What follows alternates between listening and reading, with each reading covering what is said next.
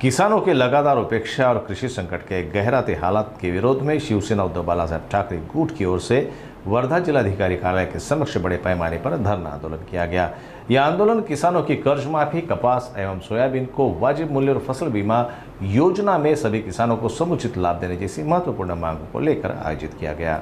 किसानों के कर्ज माफी समेत कई मांगों को लेकर शिवसेना उद्धव बालासाहेब ठाकरे गुट ने जिलाधिकारी कार्यालय के बाहर जोरदार धरना दिया। आंदोलन में बड़ी संख्या में कार्यकर्ता और किसानों ने भाग लिया। नेताओं ने महायुति सरकार पर चुनावी वादों से मुकरने का आरोप लगाते हुए कपास सोयाबीन को समर्थन मूल्य, फसल बीमा का लाभ और आपदा राहत की मांग की। अंत में ज्ञापन सौंपा गया और चेतावनी दी गई कि सरकार ने जल्द निर्णय नहीं लिया तो राज्यव्यापी आंदोलन किया जाएगा। शेतकऱ्यांना कर्जमुक्त करण्याचं जे आश्वासन दिलं होतं, भरोसा दिला होता निवडणुकीच्या काळामध्ये महायुती सरकार, आज ते सरकारात आहे, त्यांनी त्या बाबतीत अजून कोणत्या प्रकारची सुरुवात सुद्धा केली नाही। म्हणून त्यांना एक तर आठवणही देणं आणि ते केलं पाहिजे, यासाठी येणाऱ्या दिवसामध्ये आंदोलन अधिक तीव्र करून शेतकऱ्यांच्या दृष्टीने तो न्याय मिळवून घेण्यासाठी हा प्रयत्न आहे। खरीप हंगाम तोंडावर हेच दुर्दैव आहे ना।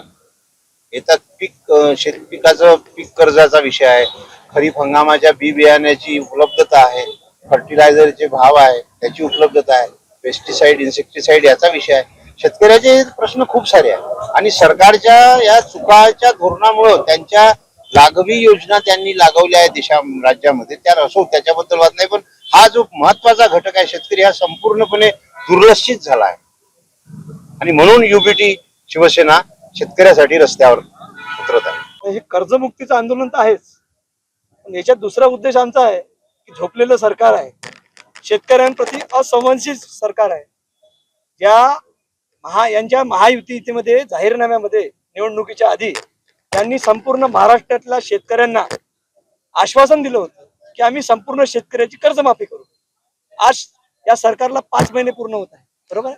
5 महिने, आज 5 महिन्याचा पूर्ण काळ झाल्यानंतर सुद्धा पूर्ण त्यांचं सरकार आता सत्तारूढ झालं असताना या सरकारला शेतकऱ्यांचा विसर पडला आणि शेतकरी आशेवर आहेत की हे सरकार आमचं आज कुठेतरी कर्जमाफी करतील, परंतु यांनी दुहेरी नुकसान आमच्या या महाराष्ट्राच्या शेतकऱ्यांचं कसं केलं? तर यांनी जे आश्वासन दिलं होतं की संपूर्ण शेतकऱ्यांची कर्जमाफी होईल, परंतु सर्व बँकेतून शेतकऱ्यांनी आधीच कर्ज उचललेलं आहे। आता कर्जमाफी होणार म्हणून बहुतेक शेतकऱ्यांनी आपलं कर्ज बँकेमध्ये पूर्ण केलेलं नाही, पटवलेलं नाही, त्यामुळे बँका नवीन कर्ज त्यांना देणार नाही रब्बीमध्ये। अशा अनेक उदाहरणे महाराष्ट्रात घडणार आहे।